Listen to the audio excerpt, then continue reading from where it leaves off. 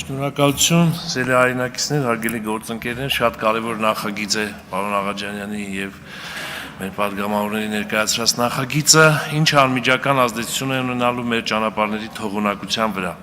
Ճանապարհային երթևեկության անվտանգության ապահովման կարևոր բաղադրիչը ճանապարհների թողունակությունն է եւ մենք տեսնում ենք ամեն օր խցանումներ, որոնք առաջանում են ճանապարհատրանսպորտային պատահարներից, ինչը լրջորեն վնասում է երթևեկությունը,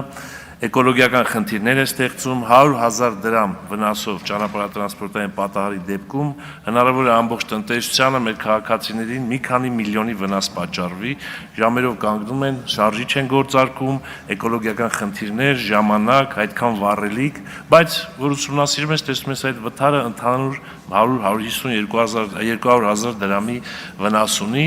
բայց արդյունքում պետությանը հասցնում է միլիոնների վնաս եւ շատ եմ կարեւորում այս նախագիծը։ Պարոն Աղաջանյան, գուցե ավելի խորը չենք ուսումնասիրել, հետեւյալ առաջարկությունը անեմ, երևի հանձնաժողովում քննարկենք, տեսեք։ Նշում ենք, եթե շահագործման անսարքությունների ցանկում վնասվածք չկա, նոր այդ ժամանակ մեքենան պետք է հեռացնի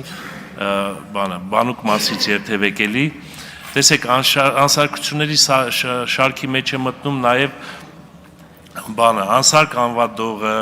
լուսարձակը, դիմապակին, հետևաբար համարյա բոլոր վթարների դեպքում այս նշածներիցս ինչ-որ մի բան վնասված է լինելու, անգամ լուսարձակը եթե վնասվեց, տրանսպորտային միջոցի շահագործումը արգելվում է, այսինքն այս նորմը չի գործելու, հետևաբար առաջարկում եմ փոխել այս նորմը, քննարկենք, փոխենք, որ ոչ թե տրանսպորտային միջոցների անսարքությունը